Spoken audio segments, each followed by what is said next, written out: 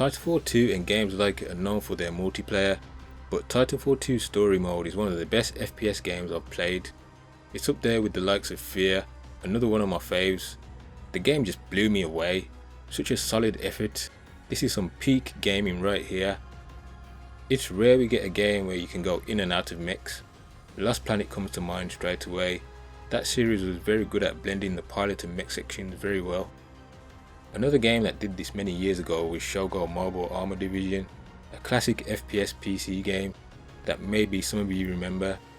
That was a game that also saw you go in and out of various mechs. The action in that game was trying to mimic giant anime robots, so the mech sections were of a faster pace. But again, this game handled the balance between pilot and mech sections really well. Titanfall 2 takes this idea of man and machine working together to another level though. This is about as perfect as you can make this concept. Player combat is mostly your standard COD FPS style. However, free running plays a huge part in how you can deal with enemies. You'll be sliding and double jumping over targets to take them out. They gave you a cloaking device that doesn't even last that long. I honestly forgot about it for most of the game. I found it was just better to run off and find cover. It's not like the game has any real stealth sections. This is pure run and gun action. When you are wall running, you can only stay balanced for a few seconds before you start to slip off. That's when you should jump. You can even jump back onto the very same wall to extend your runtime on that same wall. It takes a few tries to nail it, but once you master it, you won't ever touch the floor again. It's painful that you can only carry 2 guns at a time, because this game is full of great weapons that you just don't want to swap around. Being a Doom player, I'm quite partial to my shotgun, but there's just so much on offer that I just had to try other gear out, and most of the time I was impressed.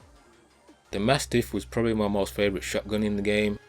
My overall favourite gun in the game was probably the L-Star. That gun literally melts people to mush and totally wrecks any robot outside of Titans. It's a shame the damn thing burns through ammo so quickly. They could have slapped another 100 bullets on the thing to make it oh so perfect. You get the most broken gun near the end of the game. It is a really cool gun, basically an aimbot gun. All you have to worry about is your free running skills. The gun will do the rest on its own. The level design is really a strong point of the game. I've honestly not played a FPS with this amount of great levels. It's better to compare it to classic platform games from the past like Sonic Adventure. There is this one level where the map is literally being created while you play it, constantly changing and moving while you also keep on the move. Just like those classic platform games, you can find yourself getting squashed by moving platforms or falling into bottomless pits. It does have a system where it will scan the area and show you exactly where you are supposed to move and jump across. This does feel like the game is really holding your hand, but I like that you don't have to use it. Being an old school gamer, I have spent many years falling down bottomless pits in Super Mario, Sonic and many other platformers. In other words, I'm well conditioned for this, so I hardly ever use that hologram pathfinder.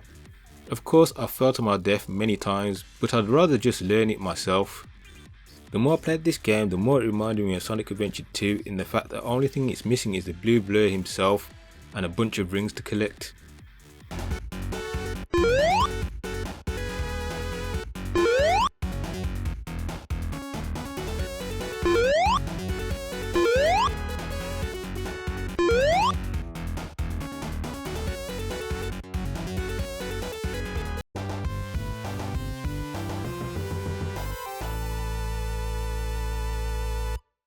The game is constantly changing how you tackle a level with each new mission. Later on it becomes like Half-Life, where you will have to get your thinking cap on and start to move objects yourself so you can make it across safely. You get a gun that allows you to switch platforms on while you are free running across at the same time. So now the timing of your jumps has to be so much better. The game is just always finding ways to push your skills just at the right pace as you make your way throughout the game. These new moments take what you already should have learned and test you with a new challenge. Some sections feel like Doom death arenas where you are basically cut off, trapped on the map and have to survive an onslaught of enemies.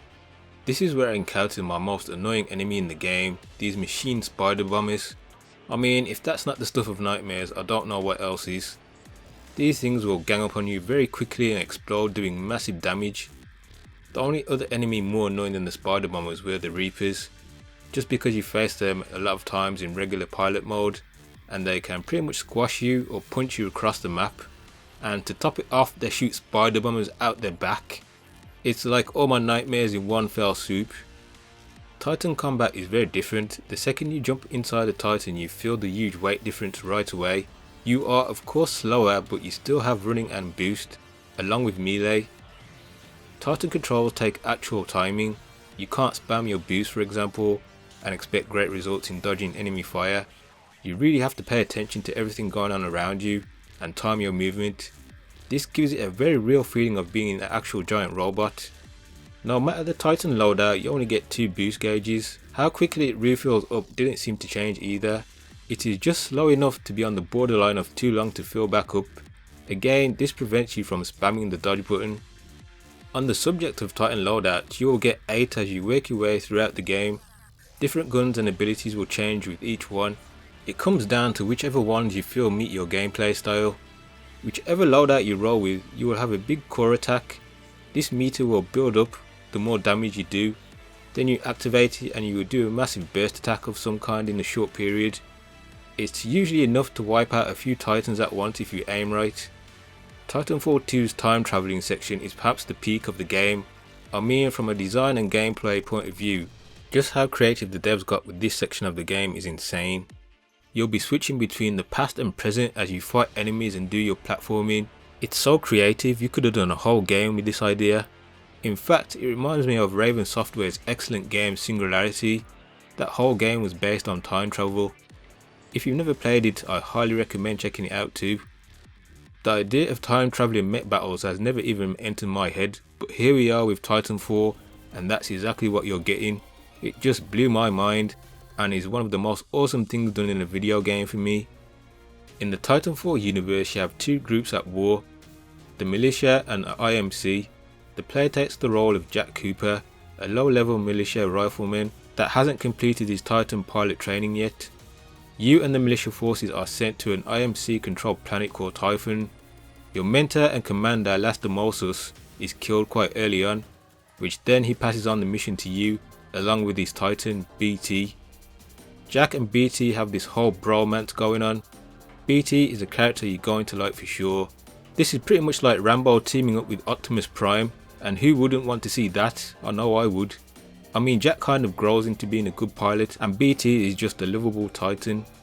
It's not like the game is trying to tell some grand over-schemed story, it's just a small part to a bigger picture and that's all it needs to be. My favourite boss fight is probably against Ash.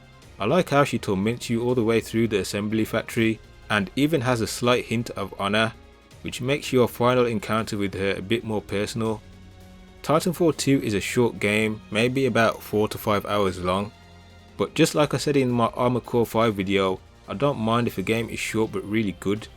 I beat the game twice during my capture time, and the game is well worth it even if you never touch the multiplayer side. Titanfall 2 is going to be remembered as one of the best games of its generation and it's fully deserved praise.